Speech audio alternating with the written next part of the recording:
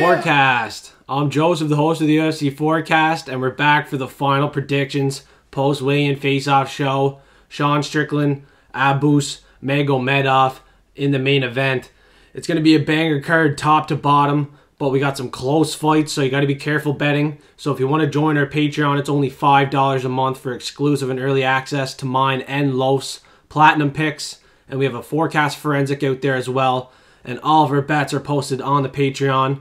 And we also have Discord as well. It's absolutely free, so we post the locks of the week, dogs of the week, and the props of the week in Discord.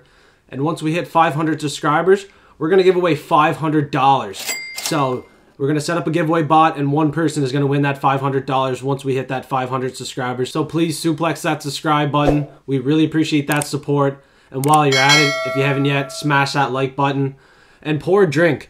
I got a Pink Whitney here. I'm going to crack her. I really appreciate all the Patreon members that are paying that $5 a month.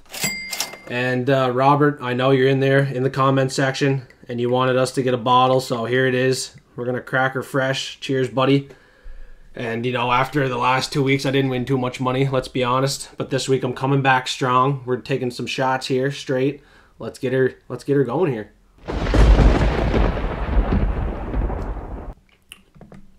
We're going to watch the face-offs here. Starting it off with the prelims. And first up, first fight of the night, it's heavyweight. Alexandr Romanov and Blagoy Ivanov. And I can't wait for this heavyweight fight, to be honest with you. And this is where I wanted to see if Romanov just ate cheeseburgers all week. And by the looks of it, I think he has, you know what I mean? But Blagoy never looks too confident at the face-off, to be honest with you guys. But he never ever does. But I think he might get this one done because the cardio of Romanov is about 1 minute long. After a minute or two, he's going to gas out in this fight, and I think Blagoy could even be live for that knockout. I mentioned it on Twitter, and I could definitely see it happening. But if not, the plus 110 value on Blagoy Ivanov is very good. It's a great investment, and the knockout prop at plus 600 is an incredible investment if it hits. I cannot see Alexandr Romanov going 15 minutes at 264. He's usually a lot lighter, right? He put on like 30 pounds. He does not look committed to the sport anymore. He has the long hair. When he first started, he was undefeated. He had no hair. And yeah, I'm just seeing a lot of red flags from the Romanov side. Blagoy Ivanov, we all know he's tough, has that cement chin. He's probably not going to get finished. But in that first minute of the fight, that's when Romanov can finish this fight on the ground by submission. That's the only way he's going to do it. I promise you guys that. He's not going to knock out Blagoy, and he's not going to last longer than a minute or two in this fight. So if you guys want to make some serious money, I'd honestly sprinkle some on Blagoy by KO. Let's get it. And next up, we got Luana, Carolina, my underdog of the week.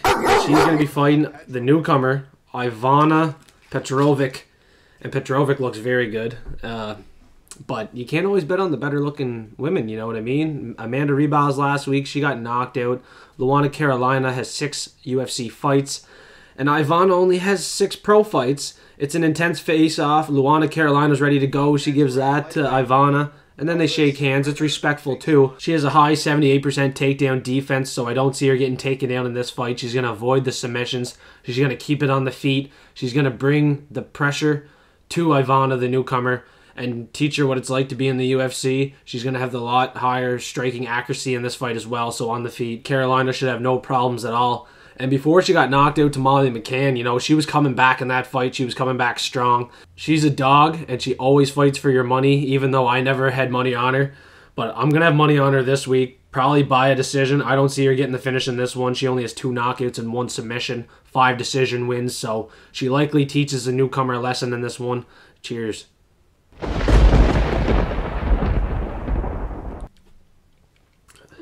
Woo!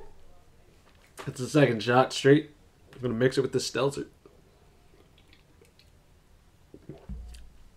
Next up, Guram Kutateladze against Elves. Brener coming out with this big fucking whatever the fuck it is, tribe shit. But to be honest with you, I have Elves Brener in my DraftKings. Like, there's really no big underdogs that I liked or could add.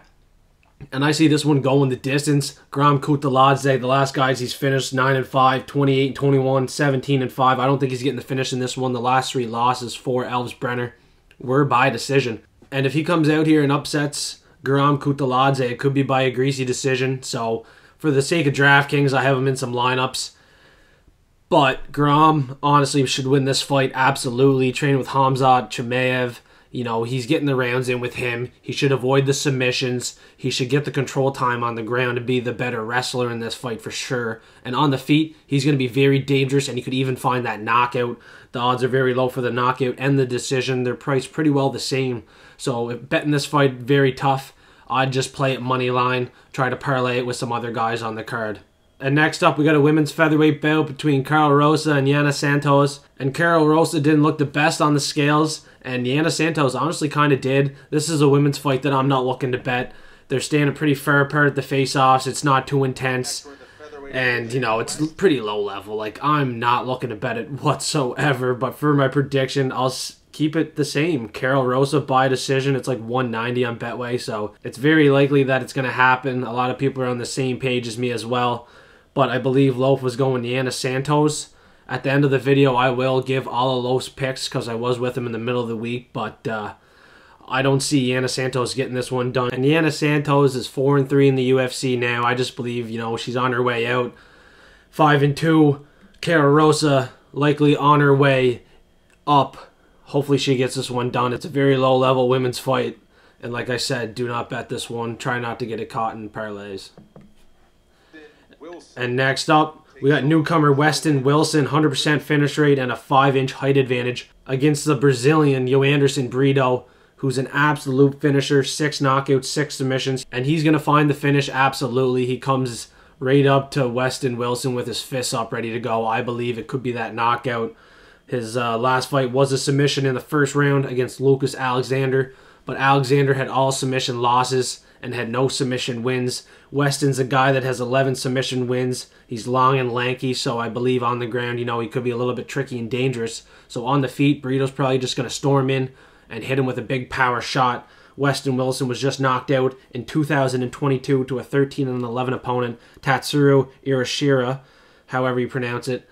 Got knocked out clean there, and he has 4 first-round losses. So bet it first round. It's $1.44 on Betway Sportsbook. I don't think I've ever seen anyone that low to get the finish in the first round, but yeah, he likely gets it done in that first round. Probably safe to parlay that first round prop as well. And next up, we got one of my locks of the week, Rinat Fakhretdinov. So let's have another shot, number 3, against the return of Kevin Lee. And he just fought Diego Sanchez, won a unanimous decision. Sanchez is very hittable, very old and slow. I think Rinat is going to be way too much, and Rinat's giving him something here at the face-offs too, giving him like a necklace or something. Kevin Lee's like, oh, cool. And then ripped it in half. Oh, shit. That was kind of, whatever, disrespectful. And Kevin Lee's ready to fight, but Rinat Fakhretdinov doesn't really give a fuck. Kevin Lee's smiling that he ripped it, and Rinat just kind of hugs him, taps him on the back, doesn't really give a fuck at all. Rinat's going to fuck him up. Rinat, you know, he's a monster. 14 minutes control time against Bryan Battle last fight. And we all know how legit Bryan Battle is, you know what I mean? He's no joke. Kevin Lee just fought Diego Sanchez, who's a fucking absolute joke. And the fact that he's back in the UFC, there's talks about him wanting to fight Khamzat Chimaev, but he would get wrecked against Khamzat Chimaev. I think Rinat Fakhretdinov's that guy. He's going to get this one done, and he even dropped Bryan Battle. When I was with Loaf in the middle of the week, he was telling me that Rinat's going to find that KO.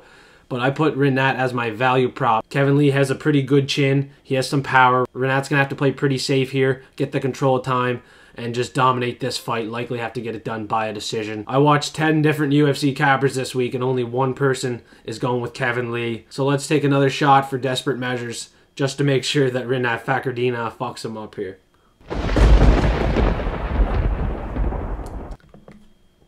Woo!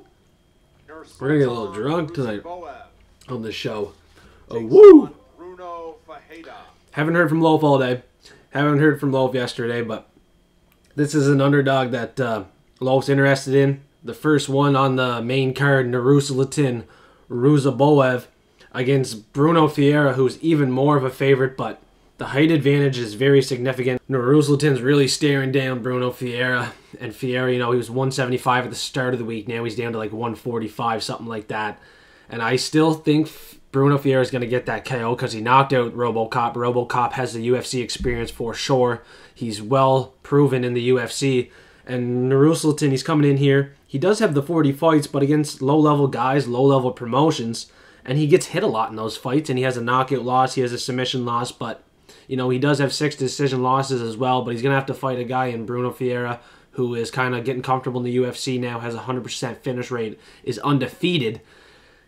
Hard to go against him, like I said on the early show. It's very hard to go against Bruno Ferreira. I won't be going against him, not on the final prediction show. I think he's going to find that chin. And next up, we got a potential fight of the night. Likely is the fight of the night. It's Ismael Bonfim, Benoit Saint-Denis. And there's some talk about this one in the Discord. Benoit Saint-Denis is definitely a live underdog, you know what I mean? He's very tough, only has 1 decision loss, 100% finish rate. And Dreadstocks in the Discord, I'll pull that one up. He believes that Saint-Denis is not going to get knocked out in this one. Face-off, very intense. And Saint-Denis is as tough as they come in the lightweight division. He went the distance with Zaleski de Santos, and he was also in the French Army Special Forces. So, you know, this guy can take a beating. He proved it in the de Santos fight as well. So, honestly, Ismael Bonfim by decision likely is the play. I also believe Lowe's taking that for a value prop this week. And Bonfim also has 100% takedown defense as well, too. So, he's probably going to keep this one on the feet, make it a striking clinic, and just beat the shit out of Benoit Saint-Denis here, make him bloody. Saint-Denis super tough, and at the end of the day, I really don't see him getting finished. But money line, just in case, you know what I mean, is definitely the safest way to go about this fight. And next up, we got another women's fight, Melissa Gatto and Ariane Lipski. And a lot of people are back and forth on this fight, but I'm super high confidence in Melissa Gatto. Her last 2 wins by knockout in the UFC, even though they were to Leonardo and Eubanks. She looks ready to go here at the face-offs, but credit to Ariane Lipski. She looked very good against JJ Aldrich in her last fight, and she comes in here looking very good once again. But I gotta go with my girl Melissa Gatto. She likes some of her content, so I kind of have a little bit of favoritism towards her as well, but she's legit. She has 4 submission wins as well before she entered the UFC, and 1 was over Karol Rosa, who's also on this card. All of them were in the very first round too. She has dangerous, dangerous submissions, and on the feet, like I said, 2 wins in the UFC by KO, and only 2 decision wins for her. Ariane Lipski has 4 knockout losses on the record, and I think this is a spot here where her chin is going to get tested against a tough Melissa Gatto. And after that layoff, I think she's going to come in here looking for that finish even more. She wants to make a big statement here in this fight. And next up, we got lowest lock of the week, Michael Morales against Max Payne Griffin. Max Payne Griffin's certainly confident, and this is another fight where only one other UFC capper is going with Max Griffin. Everybody else, 9 out of 10 that I listen to, likes the favorite, Michael Morales. So he's someone that's going to be on the safety parlay, no doubt about it. Lowest lock, and everybody else has high confidence on him. Intense face-off, and he has like 10 years on Max Griffin. He's just going to beat the shit out of him again. Just like Bonfim's going to beat up Benoit Saint-Denis. And this week, some of these favorites are definitely getting the win, so I'm going to snipe them out on money line. But I do have some other stuff put together on the Patreon for everybody that's paying $5 a month, exclusive and early access to all of our bets. I got a Decision Dynasty, Knockout Kings. Sometimes I have a Submission Specialist parlay out there too, Under-Over parlay. So I got a bunch of different parlays out there, little sprinkles, some are big sprinkles. And at the end of the face-offs here, since Lowe's not here, I'm going to give out all of his platinum picks this week. So stay tuned till the very end. And next up, we got the co-main event. My second lock of the week, Damir Ismagulov against Grant Dawson. And everybody that I listen to, they're pretty 50-50 on this one. Damir Ismagulov, you know, he was going to retire against Arman Sarukian. Some health concerns. And Grant Dawson, he's on the rise in the lightweight division. He's very dangerous late in the fight. He has great cardio. He has a lot of finishes, 4 knockouts, 13 submissions, only has 2 decision wins. And he has a high takedown average at 3.5, but Damir's a guy that's super hard to get down, and he has a high IQ as well, so he can likely circle around, keep this one on the feet, have a better striking accuracy, and hopefully pick apart Grant Dawson. You know, this is a step down for Damir Ismagulov. I really, really hope he can get this one done. You know, I'd hate to see him retire because he's such a high caliber guy. I really hope he proves it because I'm locking him in this week too. Like 12 knockouts. We haven't seen much of the power inside the UFC, but he's a decision dominator. 11 decision wins. We've seen that in the UFC. He beat Guram Kutateladze. And he's beat a lot of other good guys as well, and I believe this is a fight that he can definitely win against Grant Dawson. Grant Dawson's going to need that late submission, 3rd round, to get this one done. But I don't believe Grant Dawson has been fighting the level of competition as Damir Ismagulov. But if he gets this win, this is definitely a big statement for Grant Dawson and what he's going to accomplish for the next probably year or two in the lightweight division. And it could be the exit of Damir Ismagulov. But I'm going to risk it. Lock of the week. We got vodka. We got a Russian. Lock of the week. Let's have 4 shots here. Let's do it. Abu's about to come out here, whoever the fuck that is, against Sean Strickland. And after this prediction, I'm going to give you guys Los Platinum picks. And I'll even give you the method of victory as well. Fuck it. Let's go. Let's see this face-off. Sean Strickland, Abus, Magomedov. And Abus is another Russian too. So, we're just down in the vodka down for these Russians. Abus could have been a Russian dog, but Sean Strickland's never looking at the fucking fighter he's supposed to be fighting, right? He's always talking to someone else. Looking at the cameras. Waving at the cameras. Yeah, I don't know. Sean Strickland never makes eye contact whatsoever with Abus. And it could be a fact that he's intimidated. I'm pretty sure he did that against Alex Ferreira too, right? So, and then he got knocked out. So just to be safe, you could bet Abus by KO. Even Abus round 1 has a lot of value. And Lowe's underdog is going to be Abus Magomedov. Super high on him. But I got to stick with Sean Strickland by decision. He's a cardio machine. He just beat Nasruddin Imavov. He should have beat Jared Cannonier. And he only got knocked out to Ferreira, who has serious, serious power.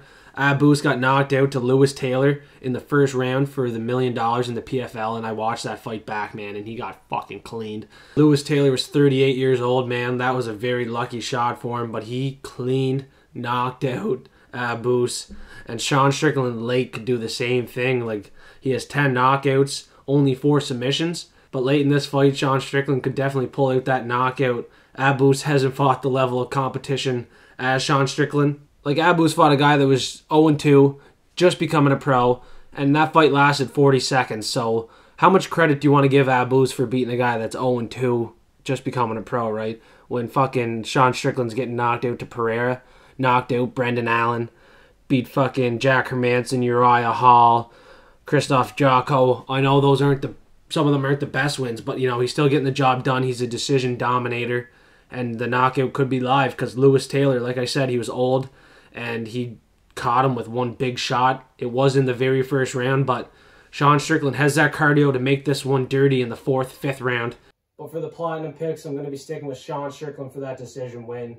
He hasn't really shown me the power of the last couple fights, and I can definitely see him just beating up Abus at distance. Just like a lot of other fights on this card, to be honest with you guys. I see a lot of fights going the distance, and I see a lot of favorites cashing in.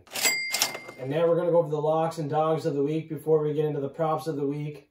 And this is my 2nd time recording because the 1st time it stopped recording after so long because I forgot to delete some content on my phone. And I just took like a couple extra shots. Now I'm going to have to probably take another one for you guys because I got my Russian cream double locks here. Damir Ismagulov and Rinat Fakhretdinov. I see them both getting it done here pretty easily, but Damir Ismagulov, he's going to really prove to us that he's going to want to keep this one on the feet and that he's a much better striker, and he does not want to retire too, right? So he has a lot to prove to us. Some people see some red flags, but I'm going to risk it for the biscuit, take him for lock of the week, and Rinat Fakhretdinov shouldn't have too much trouble. His last fight, he controlled the fight for 14 out of 15 minutes. He got 7 out of 9 takedowns. And I expect him to do the exact same thing in this fight and absolutely dominate Kevin Lee. So let's pour another shot, even though I probably shouldn't, to the Russian cream. Let's get her done. And then I'll give you a Los Lock of the week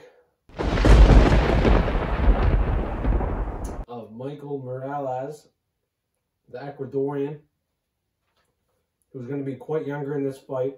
And I don't see too many problems for him in this fight. He has pretty good cardio, but he's definitely going to need it because Max Griffin's tough to finish. Only got knocked out to Colby Covington. Other than that, 8 decision losses. It's likely going the distance, and Los Lock is going to win by a decision. He's much younger in this fight.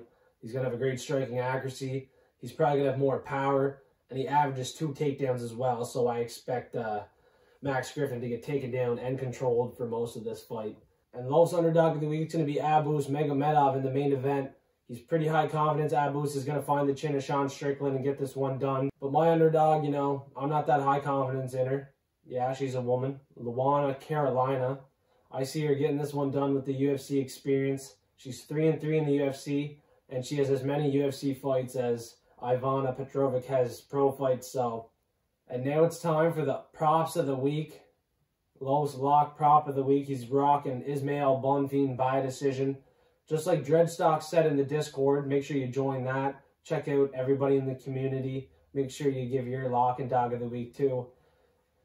Dreadstock mentioned Ismael Bonfim's not going to be able to knock out Benoit Denis, and lowest lock prop is Ismael Bonfim to get that decision win. Ismael Bonfim's likely just going to piece apart Benoit Denis for 15 minutes here. And lowest value prop, he's rocking with the underdog with 40 fights experience, a bunch of finishes, only 2 decision wins. Nursulton Ruziboev. And you know, if he wins this fight, it's likely by the finish, but I honestly don't see it happening. It's great value. All the lowest props this week at plus 250 are pretty good value, not going to lie. And next up is underdog prop. You guys probably know it by now. It's Abus Magomedov by KO. Another one at plus 250. All 3 of them were plus 250. And for my props of the week, I've thought about these long and hard. They're all by decision. First one, lock prop, I don't even have money on. I'm not even parlaying it. So I don't even know why it's my lock prop of the week, but hopefully it hits, and hopefully he doesn't retire. Damir Ismagulov by decision. Plus 140. I believe he's been fighting the higher level competition. This is a step down for him. And that he can avoid the takedowns, and he can avoid the submissions. He can keep this one on the feet, get it done, have a much higher striking accuracy. And I know the judges don't love the Russians, but I'm going with the Russian creams, double locks. So my value prop, Rinat Fakhretdinov. I also believe he's going to get this one done by a decision, plus 180.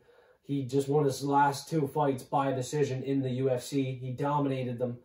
And 14 minutes out of 15 minutes, he is very good on the ground, and on the feet he has a lot of power. Kevin Lee should not win this fight. If he does, it's going to be that lucky knockout. Rinat Fakhretdinov only has 1 loss, and it was his second pro fight. He's won every single fight since then, his last 19 of them. Don't see him losing this one. And next up, we got my underdog prop and my underdog of the week, Luana Carolina. Normally, I'm not betting women's fights or picking them as my underdog, but I'm pretty confident for once in Luana Carolina to beat the newcomer, who only has 6 pro fights. Luana should have that UFC experience. She should have a good takedown defense against a low-level opponent here coming into the UFC. I believe she's going to keep this on the feet, keep it striking, dominate it. I think the judges are going to agree with me as well, and hopefully pick her to win in this fight. And usually the women's underdogs have been cashing, so let's hope I'm right on this one. Thanks everybody for coming back for the final prediction show this week. I really appreciate that support. And like I said, I had to redo this twice because the video fucked up the first time, second time recording. So I'm tempted to do one more shot, but we're really getting into this cord, I guess. We'll do it. We'll do it. We're going to win some money this week, I guarantee it. We're going to make it rain. Make sure you join that Patreon. It's only $5 a month, exclusive and early access to all of our bets. Platinum picks are going to be out there, which I forgot to mention. Lowe's Platinum picks. I mentioned it on the cut scene there, on the cut video. I didn't mention it on this one. So we'll take a shot, and I'll tell you guys his Lowe's Platinum picks here.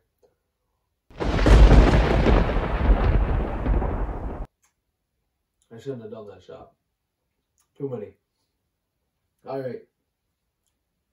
Lowest main event pick, Abus, medium confidence decision. And I'll pull them up too for you guys. He also has Damir Ismagulov, high confidence decision. Michael Morales, high confidence KO. Melissa Gatto, low confidence decision. Ismael Bonfim, high confidence decision. Nursulton Ruziboev, high confidence finish. Rinat Fakhretdinov, high confidence decision.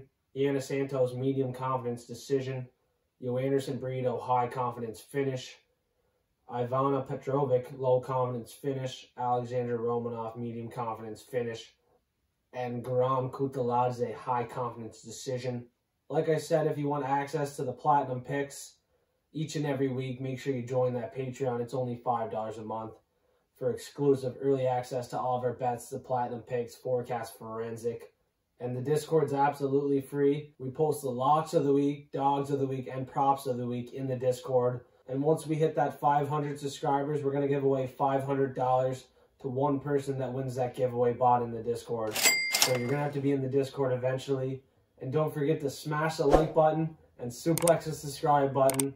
Let's make it rain this week.